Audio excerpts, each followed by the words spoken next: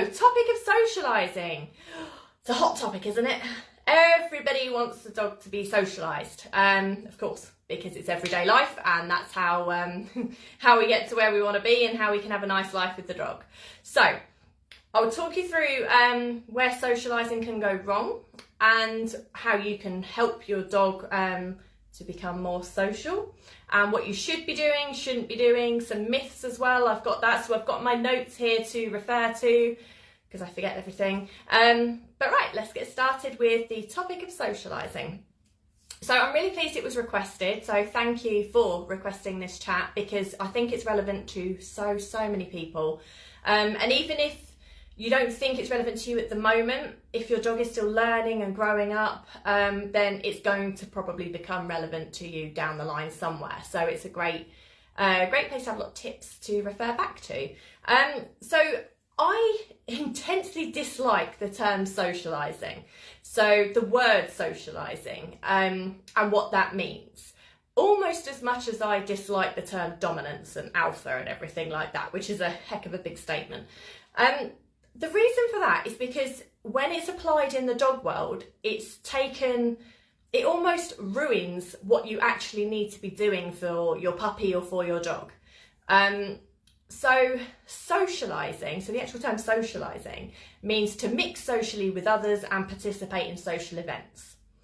So that immediately leads puppy owners, dog owners to believe that their dog needs to be in with people and dogs and very close to them and kind of being touched by them or mingling with them in some way in order for it to count and in order for them to be doing what they need to be doing as, you know, responsible ownership and socialising, because this is what we are conditioned to believe. And certainly, everything doesn't help with that. So anything like the law, the guidelines that you follow, you could Google or ask anybody, vets, specialists, all sorts, about what is socialising, what should I be doing? And they will all tell you that, you know, you need to be going to puppy classes, you need to be exposing your puppy to things, and you need to be, taking them to cafes and pubs and all sorts like that in order to help them become more social.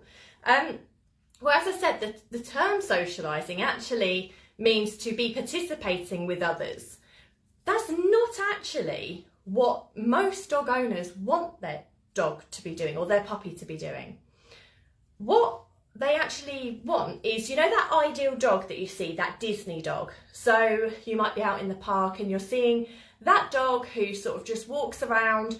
It acknowledges changes in the environment. It sees people, sees dogs, sees the squirrels and the birds, kind of just carries on mooching, doing its thing, having a nice time. It listens to the owner, it doesn't run off, and it kind of just enjoys its world. And that is the dream dog for everybody. That is what people want. They want them to be able to see things, and kind of if someone wants to say hello, they're like, yeah, hello.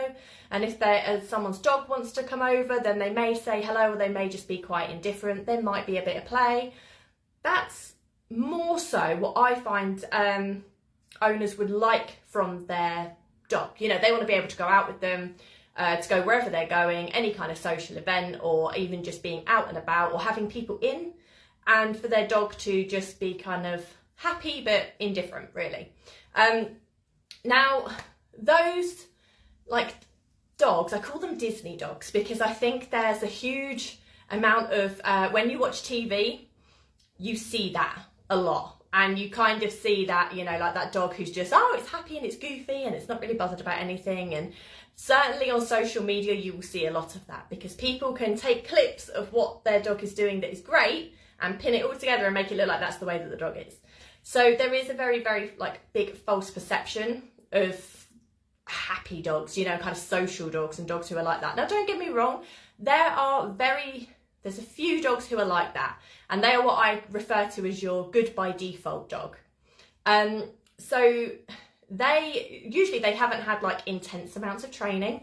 They haven't, they're not scared of anything. They're not acting that way through fear or because they don't want to mix with things.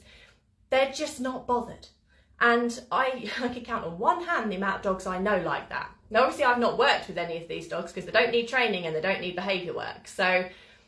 But I've seen them, and I know of one or two who I've met in my life who really, they just don't care about things. Now, what's happened with those dogs, it was not through, like I say, not through intense training and not through socialising is why these dogs became that way. The reason they are that way is because of habituation. So you may have heard that term, you may not have heard that term. That is what owners are actually wanting and looking for. Now, habituation actually means to kind of like be not bothered about things within the environment. It's to be gradually exposed to things over time to a point where they kind of go, yeah, I see a tree's a tree. You know, they see a tree, they see a bird, they see a cat, a bat, or whatever, and not bothered about it because it's just so much the norm now that there is no point bothering about it. Much like you think your washing machine in the house. Now, to begin with, your puppy or dog may be like, oh, it's a washing machine. You know, oh, it makes noises or it does things. Over time, they're not bothered. They start to completely ignore it. It just becomes like background noise. And that is what habituation is. So it's getting them used to everything and anything within the environment.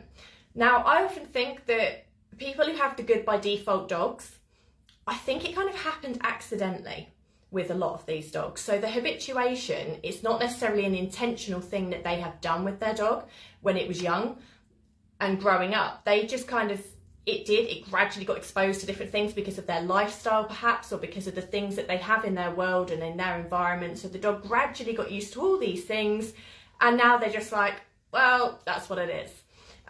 You know, so the dog doesn't bother with anything anymore. And that is actually what I think a lot of owners are striving for with their dog. They want to be able to take them everywhere and for them to be able to be, you know, off lead, on lead, whatever, but to be enjoying themselves and just being like, yeah, I see things in the environment, I notice the change, I may say hello, I may not, but I'm not really bothered. I may sniff it, I may not, I couldn't really care less. That's kind of what we're all looking for. And you can absolutely get that. You can get that with your dog, and you can get it, you can intentionally gain that as well through habituation. But when you focus on socialising and that term socialising, it sets you up to fail. And that is quite dangerous in the doggy world, certainly when you've got your new puppy or your new dog and you think, I want to socialise this. I'm going to socialise the heck out of this so that it's really, really good with things. And you will often follow the advice that is given out, because why wouldn't you? So that you get your puppy. And it's come from lovely mum and dad, lovely home, lovely litter. It's a confident puppy. And what you do is you get it into your home, and the vet says obviously you can't take it out and mix it with things until it's had its vaccinations because of risk of infection. So like, right, fine. Okay, so I don't. So the first experience they tend to have when they go out and about is they go to the vet's like reception area in the vet's office, and there's obviously dogs, cats, people in there. There's lots of smells, there's strong smells of like worry and fear usually coming through from the other dogs. And then they go to the vet, who is a stranger, who, you know, may be absolutely lovely, you know, giving them all loads of fusses and everything, having a nice time. Here, have some treats, have some cuddles. Here, have your vaccination, because that's what you're here for. And then they get taken away again. So that's like their first experience of social time, like actually mixing with strangers. It's very hands-on, it's very, very short, you know, it's like, quick, let's get this done, because, you know, we can't be there all day. And so it's kind of like they've gone from puppy with is everything they know, their mum, their litter, the home that they've always known. They then come and they see you, you're very hands-on because, you know, you're picking your puppy up, bring them home. They then go travelling. Now, some breeders are great. They do a lot of travel with their puppies before you get them. Most don't. So they've not been in a car before. They then come into your home environment. They then don't see anything really that different other than the odd friend or family member who wants to pop by and wants to say hello to the puppy. So it's all very hands-on again. And then they go to the vets where they have their jabs, as I said, and then they come away. And then they end up, they wait. You have to wait like 7 days afterwards until they can kind of go out. And then usually it's puppy classes, because that's how you socialise your puppy, right? You take into puppy classes and you go to the ones where they advertise that they do the social time with the pups, where it's focused on whatever you like. It makes no odds really.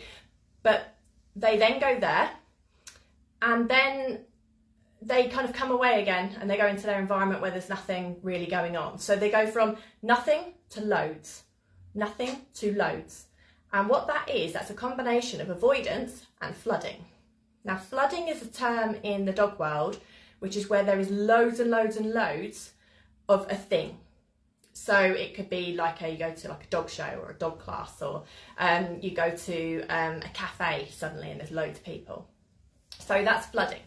So flooding combined with avoidance actually creates a very, very, very fearful, unsure socially puppy, because there's so much all of a sudden that they can't take in, and there might be a puppy barking, there might be puppies wanting to interact with them, the trainers obviously coming over and helping you. Now this could be the nicest trainers and they could be so well managed as well. I'm not knocking classes here, but they're really not that helpful for puppies. So puppies then go through this. Now, for a puppy to be habituated to something, what that means is they need to have gradual exposure over time, over duration, to a point where they're not bothered. So that would be carrying them around, letting them see things without necessarily having to be touched by it or interacting with it. So you might go to doggy places, but letting them watch dogs from afar, not mixing with them. You might be sat in the car, you might be letting them watch friends' dogs and things like that, but they're not necessarily having to mix with anything. Same with people, so they can watch people, see people, they may choose to interact, but that's not what the emphasis is on. It's just about people being there in general, kind of like in small little pockets of people, not like loads all of a sudden. So you may, your classes or your trainer may say, right, what you need to be doing is socialising your puppies. You need to be going to your cafes, your pubs, your parks, you need to be going everywhere with them. Now, my perspective of that would be, my puppy kind of goes everywhere with me. So whatever I see, they see. If I think it's going to be too much for them, then I make sure that there is some kind of barrier in some way, or I make sure that people know not to touch the puppy. I do protect the puppy. So there's lots of, puppy can be mingling about, but they're not necessarily touched by anything. Certainly pre-vaccination, of course. So what other people take that to mean is, right, okay, I've got to take my puppy somewhere. So I'm going to go from being at our home to now we're going to go to a cafe where there's loads going on. And then coming back in, right, now we're going to go to a school and watch children where there's loads going on, and we're going to go and, let all the kids bust them and everything. And then we're going to go to puppy class again. And then we're going to the groomers where there's loads of dogs in there. And there's so much like flooding that happens, and then it goes quiet, and then there's loads, and then there's quiet. And that actually, like I say, that doesn't help puppies. That makes it so much worse, to a point where you would be better off not actually going to classes, not actually doing any of these things at all. Any of these things that are recommended for socialising, you're better off just having them gently exposed to things in your world that are relevant to your world. If you have a particularly quiet lifestyle, then that, as long as your dog is kind of gently exposed to things that they will see in the outside world, and they're okay gradually getting used to the vet's office and groomers, potentially, if that's what they need to have. Obviously the vets, but the groomers, they may need to have that, they may not, depending on their breed. If you gently expose them to things like that, then your quiet lifestyle could suit quite a lot of dogs. If you have a particularly busy lifestyle, you've got kids, you've got people in and out all the time, they gradually get used to that as a daily thing. That's just what happens in their world. There is just people in, people out, and that's the norm. So you don't necessarily need to go exposing them to like your cafes, your pubs, your classes, your everything, because it's not relevant, because you've got so much going on anyway that they're getting used to. So everyday life is actually much more helpful and training there. So if you had a puppy, the best thing you could do is actually, if you wanted to train them, is to have a trainer come to you, or a behaviourist come to you, or watch YouTube videos, because you can get all of the information you want for free. You don't need to be going to classes or paying anyone or have anyone come into your home anyway. But you could do this and then do it on your own walks, in your own house, everything that's relevant to you and your puppy happening. There's no need to take them somewhere else in order to expose them to it. But there is so much pressure on that, and there is so much in this, like social medias and like I say, everything online that tells you to do this, that it actually can ruin your puppy for you. So that's like talking about puppies. Now, as they're growing up, so they go through 4 different fear stages between the ages of 6 weeks and 24 months, really. So there is the first fear stage that everybody knows about. So people call this the socialising phase. So this is your 6 to 16 weeks. And people say this is when dogs kind of, when they socialise the best, this is when you need to do it all. That's actually one of their first fear stages, between 6 and 16 weeks. And what we actually call that is a sponge stage. So it's where they're absorbing information that they may need for the rest of their life that sticks a lot. So it sticks the hardest, the 6 to 16 weeks bit.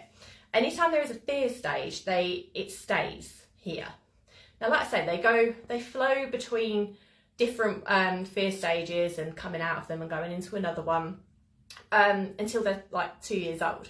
So you're never really out of one long enough to be classed as out of one.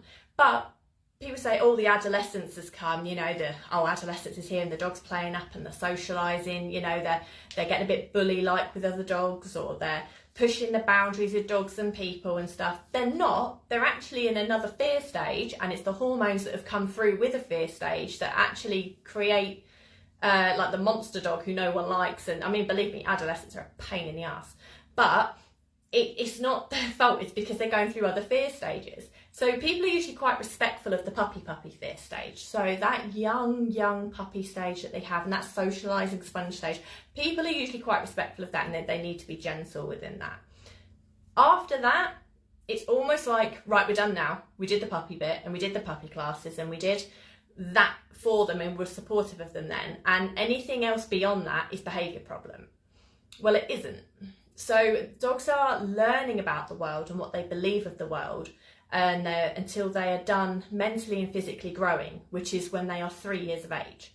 So even if you have a smaller dog, what that usually means is that they go through their development stages faster. So they're usually quicker, shorter, faster.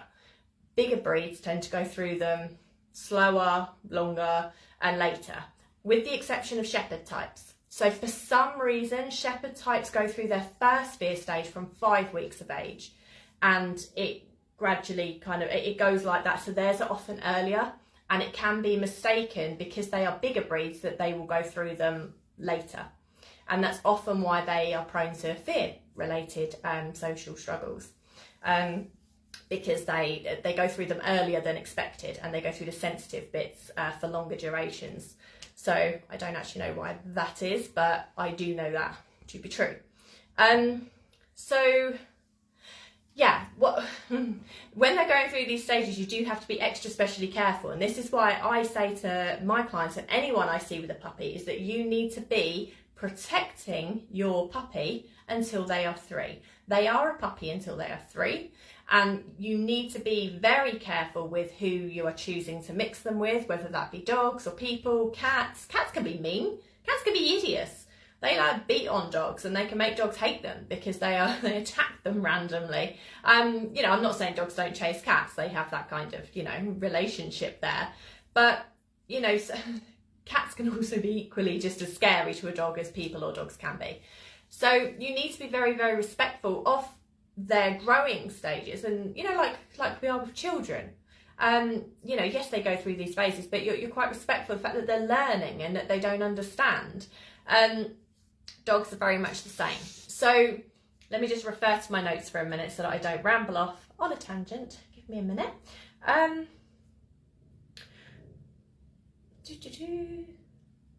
So yeah, it's not your socialising that you want to be doing. You don't want people touching them, handling them. You don't want dogs right here going, hi, I'm a dog, how are you?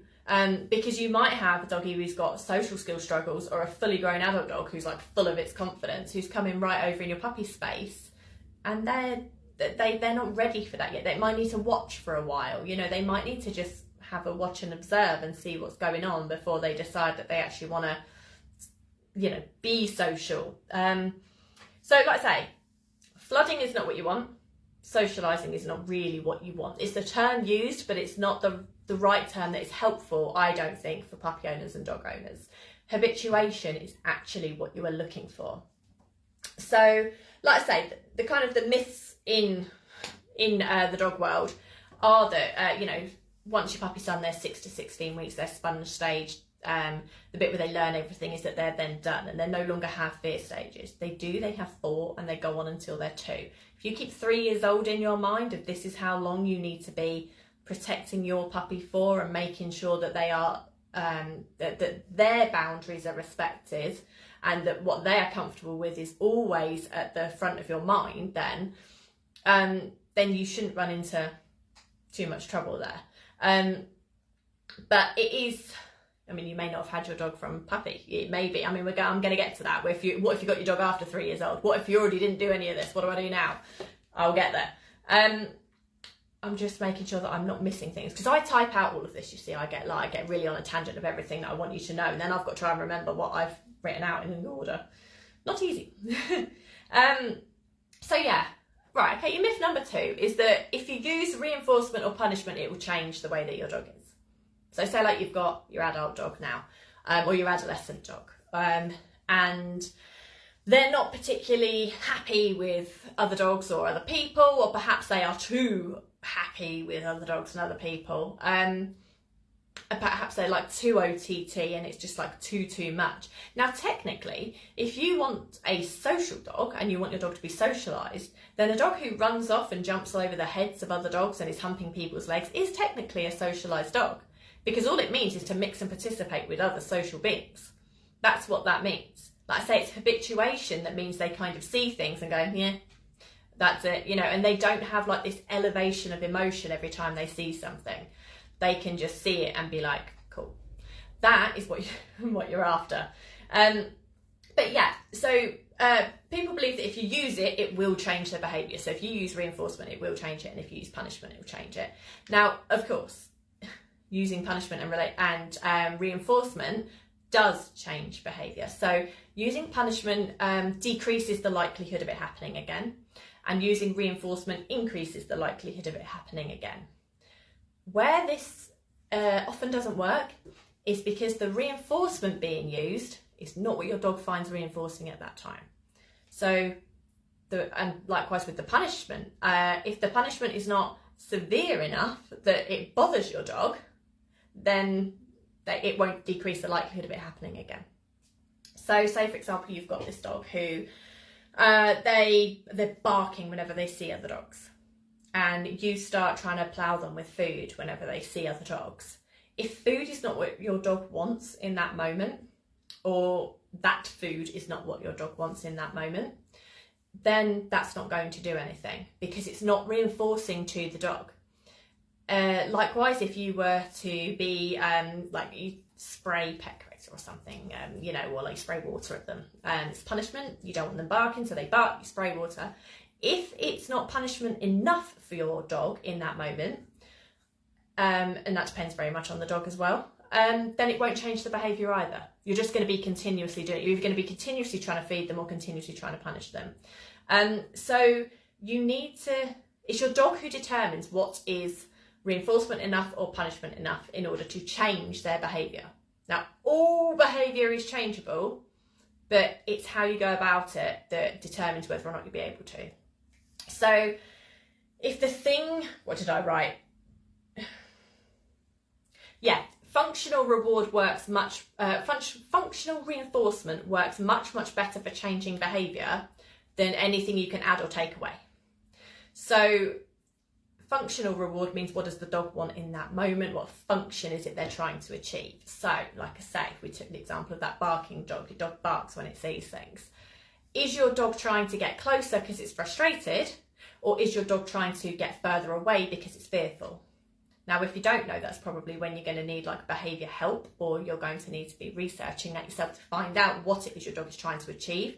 And for every dog, it looks very different. But once you know what it is that they want in that situation, you can use that as your reinforcer. So if it is movement away, then being quiet before a bark happened moving away would be reinforcement for that. And you could put in something in between there, like if you look at me, we move away. Or if you sniff the ground, we move away. You can have different things. Likewise, I was going to say like you do with punishment, but there would be no need to punish it. You could just use the functional reinforcement that your dog wants. If it was moving away, if it's moving closer and you know that your dog is just desperate to get over there, then one, you need to be increasing the amount of exercise and social time your dog is having, because they're trying to tell you something there, that they need to be with other social beings to a point where it's frustrating them enough that they cannot control themselves. So if you're getting that, where they're jumping all over things and they're barking and they're lunging towards everything because they are so frustrated they're not there, then you need to be looking for that point where they don't do it, where like they see something, don't react, and then you can move forward. And again, that can be looking at you, it can be sniffing the ground, it can be anything that means we will get closer to that thing because you are not barking. So yeah, the functional reward works better. Natural rewards work better. Putting things on cue, sniff, sniff, sniff the ground, that works really well at calming dogs down, unless you have a hunting breed. If you have a hunting and scent work breed, it can actually hype them up quite a lot, because they then might be triggering themselves into kind of like hunting mode, which is incredibly stimulating and highly arousing for hunting types, obviously, given genetics. So that's something to bear in mind. This is why all dogs are different, you see. So when it comes to socialising, you need to think, what do I want my dog to be doing? You can change it towards what you want them to be doing, but so much of it is actually not really dependent on you. Now, this is very, very difficult for owners and like dog people in general to absorb, is that you have to do very, very little. What you do really kind of, you're not helping, put it that way. So by trying to add rewards or trying to add punishment, you're actually making that thing that they're seeing that they're trying to either get rid of or get closer a much bigger deal than it is. So you can just, I'll tell you about it. I'll get there. Let me get through my myths and I'll get there. I'm getting ahead of myself. So yeah, another myth. People believe once a dog is an adult, you can't change the way they behave. Now, of course, like I said, they are learning about the world until they are 3. They are gathering their opinion of everything based on all of their experiences and their genetics and everything like that. And they are developing their opinion of the world. That does not mean you cannot change their opinion of the world, and you cannot change the way that they emotionally feel about things. You can. You absolutely can. But it's how you go about it. It's not that you can't, you can. So that's a myth. So if you're wondering about how the genetics are playing a part in your dog's behaviour, your dog's social behaviour, then have a quick watch of the Geeky Side of Dogs, which is a live chat that I did. It's saved in this group and it's on YouTube as well. The Geeky Side of Dogs Part 1 and Part 2, because what that does is it explains to you about how the genetics play a part in how your dog behaves as they do, because it does have a huge part. But how far you can get when it comes to changing behaviour depends on the genetics, the environment the dog is in, and the handler experience and ability. They're the 3 things that will determine it. So you can absolutely change it when they get to 3 years old and beyond. So don't worry if you didn't get your dog until after then, or you think, I already fluffed this up, damn it, did it wrong, how do I go forward? You can, you still can, so it's still very workable. So keeping your dog away from things if they're not particularly social and they're not great with things is doable, can happen, as long as you have to be very rigid in the fact that they do not mix with things. If they are not good with things, and you do not have the ability to work on these things, or the time or the finances or whatever it is that would prevent you from working on their social skills and their behaviour in social situations, then keeping them out of them completely, it is an option. You can do that, and there is no law against doing that, and there is no problem with doing that. But what you do have to do is be incredibly strict and rigid that with yourself, not with the dog, with yourself, that they will be protected from all social situations that cause them that stress or that problem. So that might mean they only go to like your enclosed fields to walk. They only mix with the family or the members that they are okay with. They only see that one vet that they are okay with, or only if it is like medical emergency stuff they go to them. There's protocols in place to help keep them safe. If people have to come over or people don't come over, you go to other people's places. There's nothing wrong with doing that, but you do have to increase your play a huge amount, massively. So play is a huge it's a functional need of all dogs. Now, I don't mean throwing toys. So throwing toys is actually your dog trying to gain some kind of social interaction and some kind of play with you. If they're bringing you something, it's very addictive to do that, but that's not what they're seeking. The seeking part of them is actually wanting play and interaction, so that is physical. So you need to increase that. If your dog is not socialising with other dogs and they're not mixing with other people, fine. But you absolutely need to be increasing your tug of war, your pushing around, your grooming, your playing, your physical interaction that your dog is missing out on with other things. So they are a social being, they are a living being, and they do have needs and requirements still. So you need to up that play to keep them happy and stable and emotionally getting their needs met. So yeah, it's you can't kind of just push that to the side and keep them away from things and stuff. Now, if your dog does get social interaction in some forms, that's great, but play can always help. And like I say, I don't mean throwing of things, I mean physical play. As long as they feel safe with that person or with that dog, physical play is brilliant for mental health and for improving social skills as well. It's really, really good for them. So if you have a dog who, needs to increase that, most people do. Most people need to increase the amount they play with their dog because they actually don't.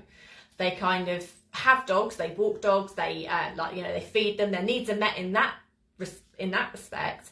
But the social part of it, like the actual playing side and that, that fun time, a lot of dogs don't get it. So even if you think you do, just increase it anyway. So, right, let's talk about how you would work on changing behaviour. Social behaviour we're talking about here. So, like I say, any behaviour can be changed, but we are talking specifically about social behaviour in this talk. Now, behaviour is driven by emotions. So I want you to just take behaviour as information. Don't you get your emotions involved in it. Don't be thinking about oh, my poor dog. Sorry, got a phone call coming through. Hope that didn't just shove me off then. I don't want you to hang on to the reason why your dog is as they are. Because whatever it is, whether they've had a great life and it's just not worked out that way, or they've had some kind of social horrible things happen to them, or fearful things, or anything that frustrates them, or you didn't get that opportunity with them, whatever it may be, let go of it. It's not helping you anymore. Okay, so just push it to one side in your brain. It's not helpful. Go forward. So think about the from now. So behaviour is driven by emotion, and emotion and behaviour are information. So if your dog is not social with people, let's say they are shy of people, they're hand shy and they don't really like people in social situations, what you need to work out is, okay, at what distance are you okay with seeing these people? When you see, is it different? Is it specific to if the person is moving towards the dog? Is it if they are trying to interact with the dog, or just if they are nearby? Is it if they are running past or just walking past? Is it if they're in the house or if they're outside? You need to get really, really, really, really specific about what it is that bothers your dog in their social situation. When you know what it is and you know what distance they're okay with each different thing, that's your starting point. Okay, so I make a promise with my dog that I will not put them closer than their distance they can be happy with. So it's called a happy space distance. I will not put you any closer than your happy space distance until you are ready for it and until you can handle it. And outside of that, I will do everything I possibly can to make sure that your happy space distance is honoured. And then you take them to see things that are at the distance of that happy space. And you literally do nothing. Do nothing. Let your dog absorb the information of seeing this thing. Let them see it. Let them see people. Let them watch them. And over hours. We're talking hours here. So this is the other thing. I think we are conditioned to believe that because puppies can only do short amounts of exercise at one time, that all they need is 20 minutes in a day. Well, my puppy can only walk for 5 minutes per month for their age, so which is not based on anything at all, by the way. But they will, people believe that. So my puppy can only go out for 20 minutes. So for 20 minutes, we will go out on a walk. Do you know how little things you see in 20 minutes? Do you know how little things your puppy can be exposed to things in 20 minutes? Even on a walk, even if you took your adult dog that you're going out on a walk for and say you walk them for an hour a day. Now, some people don't do that, but say like you take your dog for an hour a day. How many things do you actually see within that hour?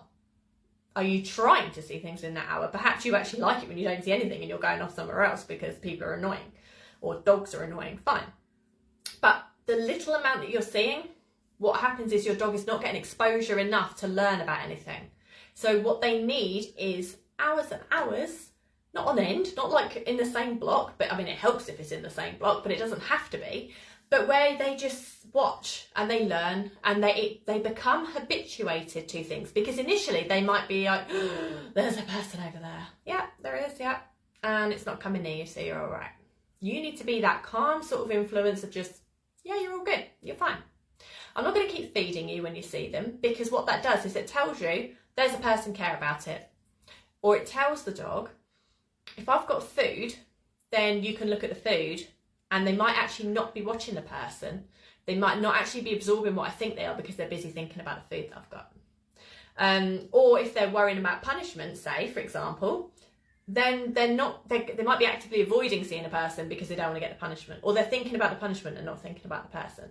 So much of what we do, whether we're trying to do right or trying to, we're all trying to do right, but when we're trying to change behaviour, can actually do more harm than good by trying to do anything. So just be, just go and sit and just be and just watch. Let your dog watch things. Let them be exposed to things at a distance that they are happy with. Now, obviously, that distance may vary depending on what appears in the environment and stuff. You can move. You haven't got to stay stuck still. You can wander about. You can do whatever you like. You can watch from the car. Now, there are a lot of dogs, and quite a few who I work with and ones I've owned, who actually can't walk about where there's stuff yet because they're too panicky. They're too worried. They're too concerned that something might come near them. So we have to boot the car open. We get out and do the wee if that's what they want to do, if they need that functional bit first. And then we sit in the car and we watch. And I sit there for bloody ages, watching. And like I say, if they're concerned about something, it's like, yeah, person, it's all right. Sit your happy space distance, you're good. You keep neutral. You're not reacting to things. You're not trying to be like over emotional about this. Of course, if your dog was terrified of something, then it's not helping because they're not learning. They need to be in a learning space, so there may be other things you have to do there. But just watching is great. Same with dogs. If you have a dog who wants to wants to be with others, say like they're frustrated when they're around other dogs, they just want to be with them, take them to watch them. Yeah, they might react initially. They're probably going to see a dog and lose their absolute buttness. Like they're just going to be like barking. Yeah, fine, well, we're not getting out and that's not what we're doing. So we're just going to sit and watch them. And that's what you do. You sit and watch, because we don't do enough of this. This is not done. In fact, I actually saw a lady the other day when I was on a walk, and I pointed it out to my client. We were in a session on this walk, and they had a little German Shepherd puppy, and it couldn't have been more than, I want to say 9 weeks probably. It was on a long line that she had gathered up, and she was literally just walking around the outskirts of everything and letting this puppy see things. And any time it stopped, she sort of just sat and was like letting the puppy just see.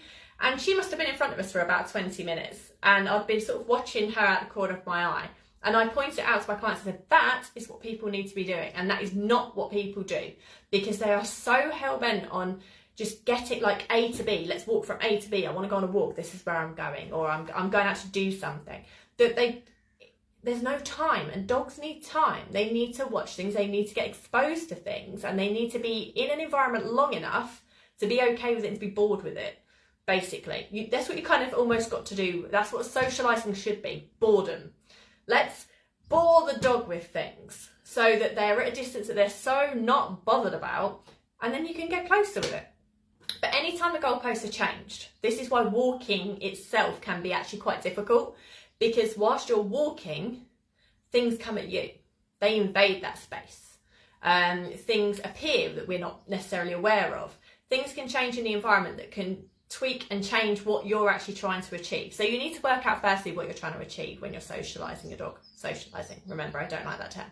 When you're trying to habituate your dog to things, what you're trying to achieve.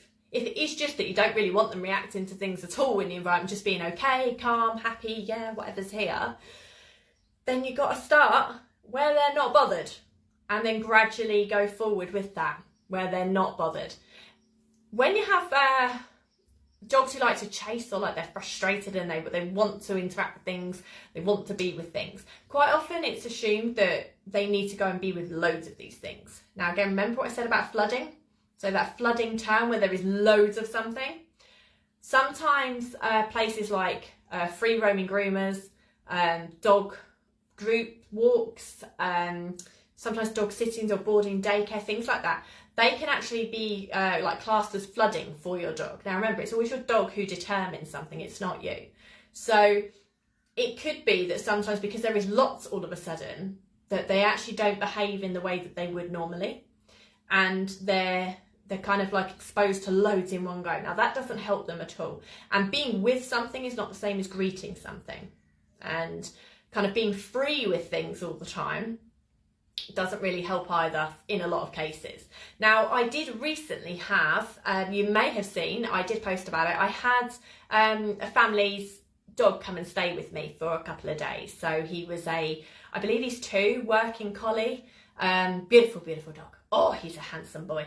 Good fun having him and my 10-month-old daughter at the same time, of course, because she wanted to follow him everywhere. And that's not very nice for him.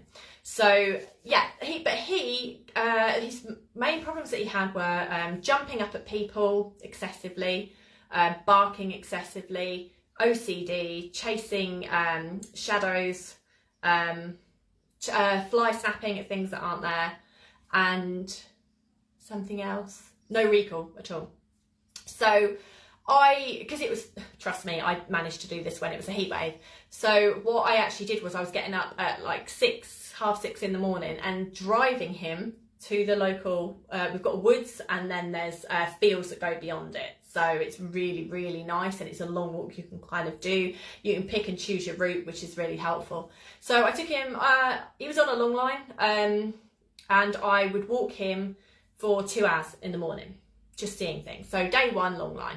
And I was holding the other end of the long line and just working on name game. So that's just calling his name, and when he comes to me, he gets a treat, and then he'd go again. And that was it. That was all we were doing. Seeing things, passing things, sure, but not really kind of approaching anything. The next day, I did the same thing. So this was the only one walk he was having at that point in the day. So the next day I did the same thing, and I had the line dropped at certain points on that walk, and I was doing the same thing. We passed in excess of 100 dogs probably in the mornings, and 50 people easily. And so this is like gentle exposure, seeing things. So it's like a person and then moving on, a person, then moving on. Now, if he needed more space from something, I would absolutely have given him that space, but he was quite happy to sort of mingle and meet. Day 3, I had the long line off for most of it and dropped in places where there were horses and things, obviously, just because he's not that used to horses and they could appear suddenly. And during that time, he stopped doing all of the other behaviours. So he stopped the excessive barking, the OCD behaviour, the fly snapping, shadow chasing, jumping on people. So even when we're out on our walks, now bear in mind this was one of his biggest problems, and he would just walk past people completely, straight past them, off lead, not even bothered. If someone said hello to him, he would keep all 4 feet on the floor. Now I hadn't worked on those behaviours at all, because I know that the lack of recall, the jumping all over people, and all of those behaviours are all due to lack of exercise, lack of stimulation, and lack of habituation to things. Because he needed to be around it longer, not just on shorter walks, he needed to be around it for a long, long time, continuously, every day, to a point where he's bored of it. And I knew I took him somewhere where I was going to see all these things. So yeah, I mean, initially he was super interested in the first probably 50 dogs and people that we saw, but by day 3, he couldn't have given a damn. He wasn't bothered at all, and he'd sleep all day. I'd say his recall was at like 99.9%, I trusted it, and he would sleep for 95% of the day in the house without doing anything. And that is literally through exposing him to things for 2 hours in the morning. That was it. That was what did that. I didn't train anything else. I didn't teach him anything else whatsoever. So sometimes when it's social problems, it's actually just that they need exposing to more and more of it, and you actually just need to go. Now, remember I said not flooding, so we're not going where there's loads in one go. It's gradual, it's drip fed, person, dog, person, break, person, dog. Couple of dogs, couple of people, joggers. You see things like that gradually. You're not looking to go and flood your dog with there's loads of things, and you're definitely not looking to go and stand still whilst there's lots of dogs running about or lots of people coming over at you. So the only time when you're still is when you're exposing. Now, exposure means at a distance that your dog is comfortable with watching until they are bored out of their mind with it and they don't care about it anymore. Now, if you get your dog so that they're not bothered about things, because then they're just used to it now, seeing it, you then can introduce play. So you can do that tug of war play. So not ball throwing, but tug of war play, like your rough kind of like play that they love, where it's physical and it's into everything. And you can put that on cue that you're going to do playtime. So when they switch off from whatever's around because they're bored of it now, you go, right, good, playtime, let's do play. And it's tug, tug, tug, get it, play, play, play. Okay, it goes away. You can now use this as something to cue when your dog is interested in something in the environment. You can use that. So you can play your way out of things. So you can actually use it as recall reinforcement, like seeing things, distraction. You can use it as what you like. But there's so little emphasis on how much time you need to be out and exposing your dog to things. Even reactive dogs. I mean, especially reactive dogs. Quite often they're kept back and they're kept in and they're kept away from everything, because they're so reactive. Now, of course, that's helpful for their stress because you're reducing it, because they're not exposing to things, which is great. And it allows you to do gentle exposure at other times. But if they're just kept away and they're kept in, they're not actually exposed to anything at all. So then when there is any change to the environment, they're going absolutely bonkers, because now they're seeing something that they're not used to seeing. And it becomes so much more of a bigger thing because they're not seeing them that often. So, like I say, sit in your car, watch things. Go to like the furthest point you can from where things are. Rugby fields are great for this, football fields. Car parks are good at this, as long as you can park at a point where you're not in the car park. You don't want to be where the car park is. So like I like retail place car parks. So when I first had Bobo, and I did this with Missy as well, these were two of my dogs who initially had social issues. What I did was actually go to like your Tesco, your Asda, Sainsbury's, go to those car parks when they were closed so we could walk around. And then you start gradually going there when there are more and more people. So like at the end of the night, you would take them there so they can do their walk, or before they open, so you do your walk and then people start gradually arriving. So you're using places where there's space where you can walk about and you can view things, but you're not actually on top of things. So remember that happy space distance. Now, everyone's dog will be different with this. As I said, Missy's initially, hers was 3-4 rugby fields away. She would see someone and absolutely lose her marbles and then come at you. So that was fun. Bobo's was any distance initially, because he would just lock on to dogs. That's it, it's just dog. So yeah, exposure, 2 things. Gradual exposure to things is where you will get the well-socialised dog you're looking for. That is the way that I would do it with puppies. It's the way that I would do it with, like I say, puppies. I would do like exposure, but they gradually, they get more confident much quicker. They want to be mingling with things usually. If you've got like that happy, confident puppy where the parents were social and you've got a nice calm household and they're pretty happy with everything, they're not bothered, you can actually start exposing them to things quite quickly, and then they will take you to things because they're not bothered, because they're not reacting, they're not showing fear, they're not showing anything. So you can just watch and then approach and they're okay, as long as nothing crosses that boundary that makes them uncomfortable. Dogs who already have existing social skill issues, like I say, you need to be honouring that happy space distance, whatever that is. So yeah, it's doable, it's changeable. All behaviour is changeable, and behaviour is information. That's all you're getting given by your dog, is information. And it's what you choose to do with that information that will help you either change it or keep it the same or make it worse. So you do need to do something with it. And I suggest exposure. Let me just check my notes, make sure I've not missed anything. So I'm aware that I repeat myself sometimes, but I want to make sure that the point is getting across. Give me a little minute. If you've got any questions, please ask away. I hope I'm making sense as well. I do tend to go on a bit of a ramble.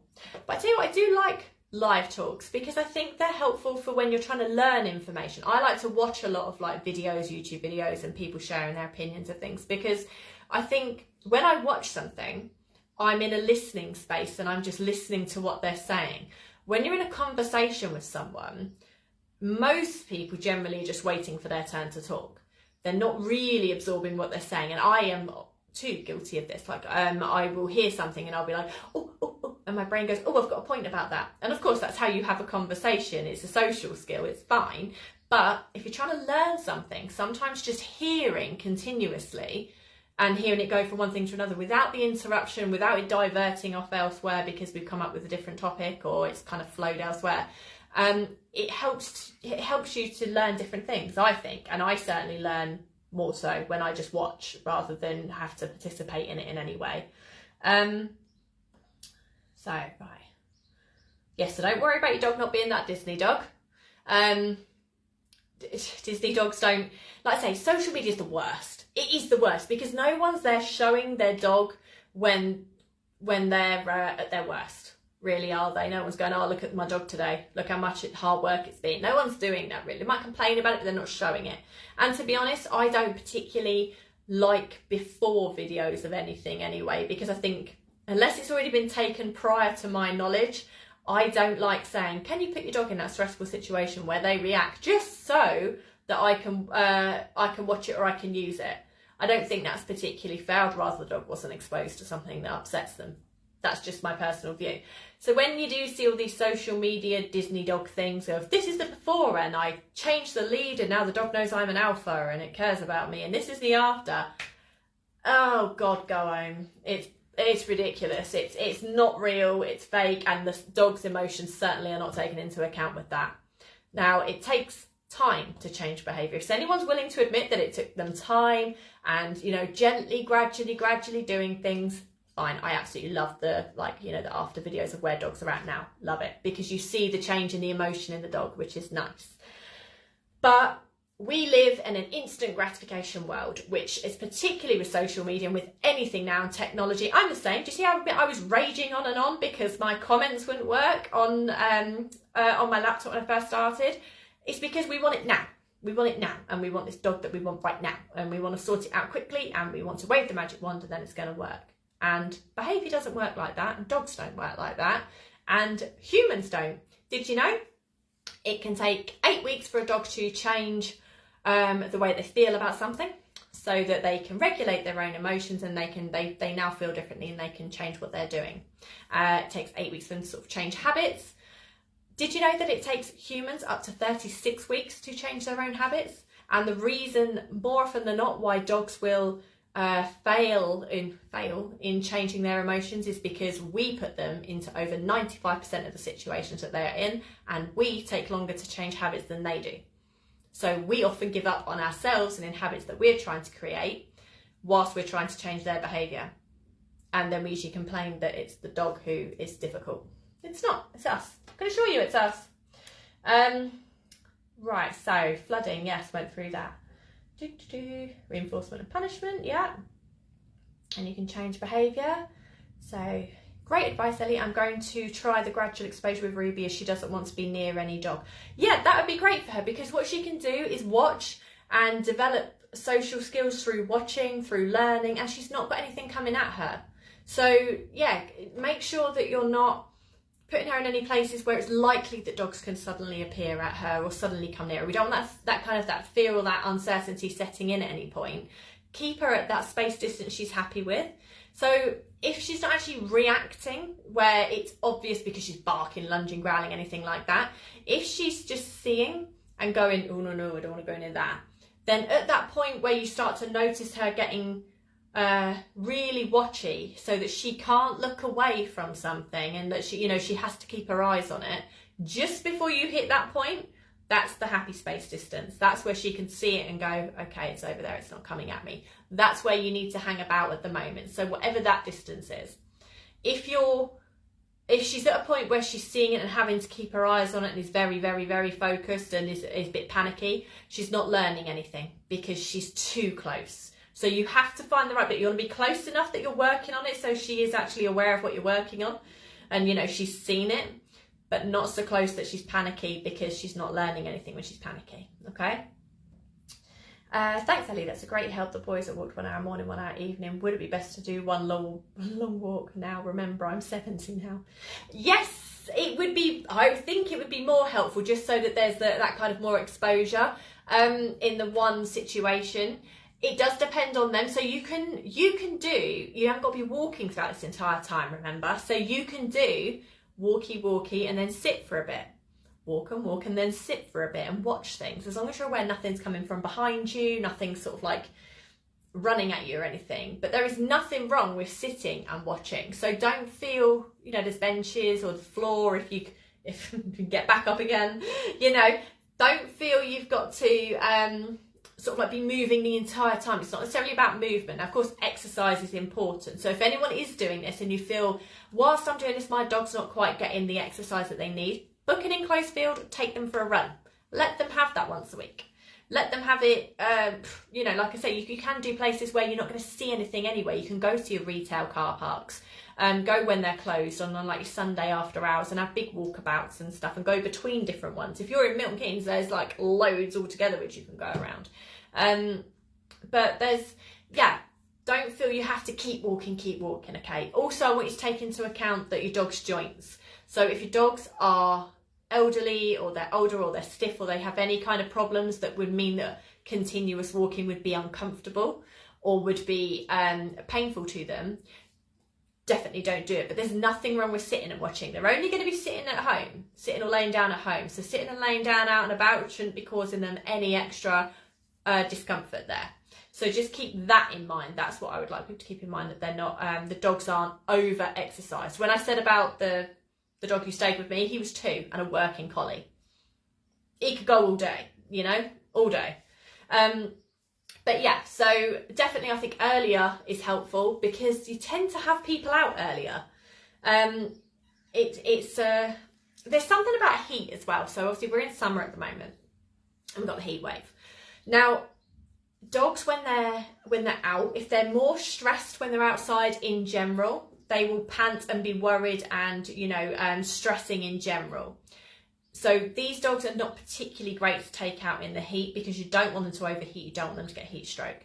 If your dog is comfortable outside in general and it's only certain things that upset them, so certain people, certain dogs, or, like certain things that they need that more exposure to, whatever that is, it can often be easier to drive them somewhere when it is warmer, because less people are out with their dogs and less people have their dogs running around at you. So if it's, say, people you're wanting to work on, you're more likely to see more people, or you're more likely to see, if it's dogs, you're more likely to see dogs who are on leads, perhaps doing short little walks, or they're calmer because they're hotter. It can be easier. If you don't want to be flooding, then sometimes if you go out early morning, that's when everyone is out because they're trying to avoid the heat with their dogs. So for some dogs, depending on where you're walking or where you're going, that could be too much. So going out when it's warmer may be more beneficial in the early stages for your dog, as long as your dog is not a dog who gets very stressed in the heat and can overheat quickly. Now, of course, any dog can be prone to heat stroke, so please use your initiative with that and make sure you're taking water, there's shade, things like that. You've got to consider your dog. But sometimes the summer can be helpful if you're wanting to work on things, but you're trying to avoid like the peak times with people. That can actually be quite helpful to go when it's warmer, because half the people aren't out then. Anyway, yes, I hope that's been helpful. I'm grateful there's been comments and that, there's been things to sort of like bounce off us as well. I always try to answer things that I think you may be wanting to know. But if there are any other topics you'd like to talk about, please do pop them up, because I've just got so much in this head that I want to share with people. And on that note, what I'm actually trying to do, I want to be known in the future as the free dog behaviourist. And the reason for that, what I want to do is to be able to grow my YouTube channel so that it's got videos on there, how-to videos of me doing things with dogs and clients doing things with dogs, assuming the clients are happy to be on YouTube, of course. And so that owners can request things and say, look, I want to work with my dog around recalls, or I want to work with my dog with, I don't know, whatever it may be. Kids playing basketball, I don't know. But they want to know how to go about doing something. And so I will go out and work with them with it and film it and then put it on YouTube, with everyone's consent, of course.